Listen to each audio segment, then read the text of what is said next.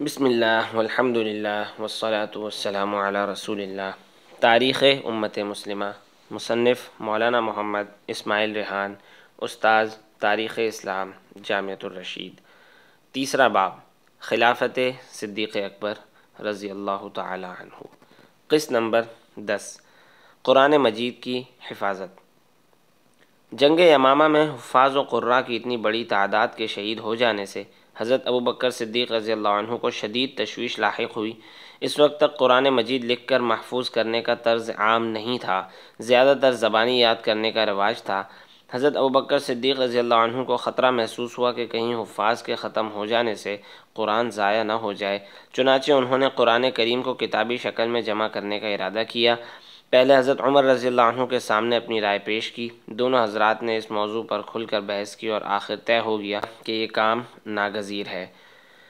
انصار میں سے حضرت زید بن ثابت رضی اللہ عنہ کے ذمے یہ کام لگایا گیا، جو کہ کاتب وحی رہے تھے اور نوجوان صحابہ اکرام میں علم و فضل کے لحاظ سے ممتاز تھے۔ انہوں نے دن رات ایک کر کے یہ عظیم مہم سر انجام دی۔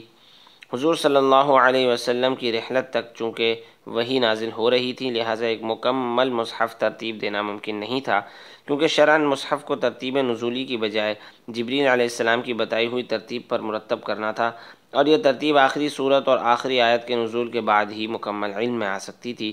لہٰذا رسول اللہ صلی اللہ علیہ وسلم کی زندگی میں قرآن مجید کی مختلف آیات اور صورتیں چمڑے کے پارچوں، کھجور کی چھالوں اور شانے کی چوڑی ہڈیوں پر مختلف صحابہ کے پاس لکھی ہوئی تھیں۔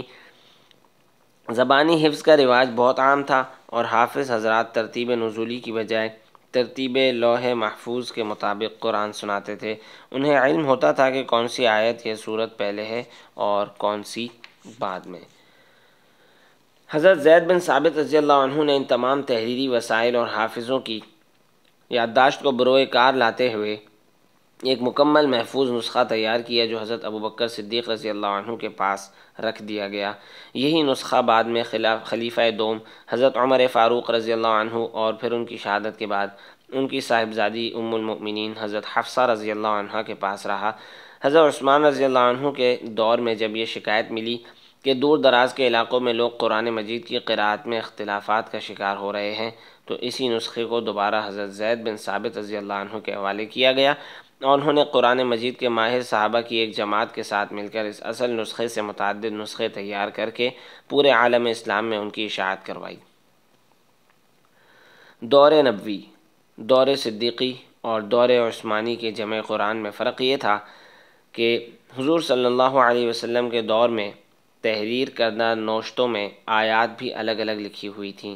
حضرت ابوبکر صدیق رضی اللہ عنہ کے دور میں ہر صورت کا مکمل الگ صحیفہ تیار کیا گیا تھا اور ان سب صحیفوں کو ایک جگہ جمع کر دیا گیا تھا۔ اسے اصل نسخے یعنی ماسٹر کاپی کی حیثیت حاصل ہو گئی۔ اسے الام کہا جاتا تھا۔ حضرت عثمان رضی اللہ عنہ کے دور میں الام کو سامنے رکھ کر صورتوں کے الگ الگ صحیفوں کو ایک ہی بڑے صحیفے پر نقل کر لیا گیا اور پھر اس صحیفے کی نقول تیار کی گئی۔ علا بن الحضرمی رضی اللہ عنہ بحرین کے محاذ پر مرتدین کے خلاف کارروائیوں کے دوران حضرت علا بن الحضرمی رضی اللہ عنہ بحرین کے علاقے میں مصروف پیکار رہے، جہاں حضور صلی اللہ علیہ وسلم کے عامل منذر بن ساوہ رضی اللہ عنہ کی وفات کے ساتھ ہی لوگ مرتد ہو گئے تھے۔ حضرت علا بن حضرمی رضی اللہ عنہ کے لشکر میں حضرت ابو ہریرہ اور بنو حنیفہ کے ثمامہ بن اسال رضی اللہ عنہما بھی شامل تھے۔ راستے میں ایک بہت بڑے صحرا میں شب بصری کے دوران یہ عجیب حادثہ پیش آیا کہ تمام اونٹ جس پر پانی اور غذا کا ذخیرہ لدا ہوا تھا بھاگ گئے۔ مسلمانوں نے بیدار ہو کر یہ منظر دیکھا تو بہت پریشان ہوئے، کیونکہ شدید گرمی کے دن تھے، صحرا میں پانی کے بغیر آگے سفر کرنا تو کجا زندہ رہنا بھی مشکل تھا۔ لوگوں نے ایک دوسرے کو آخری وصیتیں کرنا شروع کر دیں۔ اس کے باوجود حضرت علا بن حضرمی رضی اللہ عنہ ذرا بھی نہ گھبرائے اور فرمایا، پریشان نہ ہوں، آپ اللہ کے راستے میں اور اللہ کے دین کے مددگار ہیں، اللہ آپ کو تنہا نہیں چھوڑے گا۔ نماز فجر کے بعد آپ نے گڑ گڑا کر دعا کی، سب مسلمان دعا میں شریک رہے۔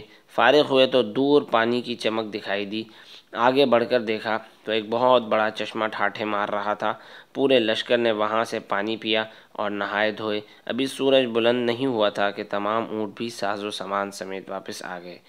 آگے کا سفر شروع ہوا تو حضرت ابو ہریرہ رضی اللہ عنہ، جنہوں نے اپنا پانی سے بھرا مشکیزہ چشمے کے کنارے چھوڑ دیا، یکدم واپس مڑے۔ دیکھا تو اس جگہ سوائے ایک چھوٹے سے تالاب کے کچھ بھی نہیں تھا۔ مشکیزہ اسی طرح بھرا ہوا کنارے پر رکھا تھا۔ حضرت ابو ہریرہ رضی اللہ عنہ فرماتے ہیں، میں سمجھ گیا کہ یہ اللہ کا خاص احسان تھا۔ علا بن الحضرمی رضی اللہ عنہ نے حجر کے مقام پر مرتدین کی جمعیت کو شکست فاش دی۔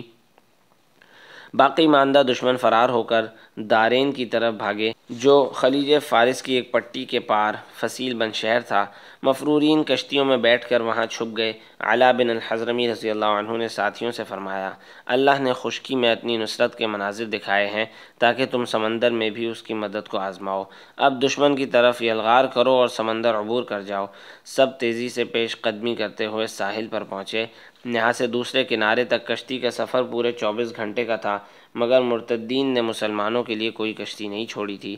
علا بن الحضرمی رضی اللہ عنہ نے دعا فرمائی، یا ارحم الراحمین، یا کریم، یا حلیم، یا احد، یا صمد، یا حی یا محیی الموتى، یا حی یا قیوم، لا الہ الا انت ربنا۔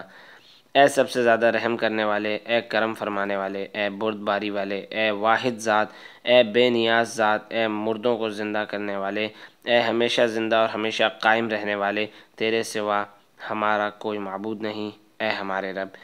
یہ دعا کر کے گھوڑا سمندر میں ڈال دیا۔ تمام مجاہدین جو گھوڑوں، اونٹوں اور گدھوں پر سوار تھے، یہ دعا دہراتے ہوئے بلا تأمل اپنے امیر کے پیچھے پانی میں داخل ہو گئے اور اس بحر زخار کو بڑے اطمینان سے عبور کر لیا۔ کوئی ایک فرد بھی ڈوبنے نہ پایا۔ دارین میں چھپنے والے مرتدین یہ دیکھ کر حیران رہ گئے۔ علا نے انہیں سنبھلنے کا موقع دیے بغیر جا گھیرا اور ان کی قوت ختم کر دی۔ سمندر کو گھوڑوں پر عبور کر لینا صحابہ اکرام کی وہ کرامت تھی جس نے دنیا کو ششدر کر دیا۔ اسے دیکھ کر اسلام قبول کرنے والے ایک عیسائی راہب کا کہنا تھا، اگر میں یہ کرامتیں دیکھ کر بھی اسلام نہ لاتا تو ڈر تھا کہ اللہ میری شکل نہ مسخ کر دے۔ تو دوستوں، اگر آپ نے ابھی تک چینل سبسکرائب نہیں کیا تو ابھی چینل کو سبسکرائب کیجئے، اور ہاں، اگر آپ کو ویڈیو پسند آئی تو لائک اور کمنٹ کرنا نہ بھولیے گا۔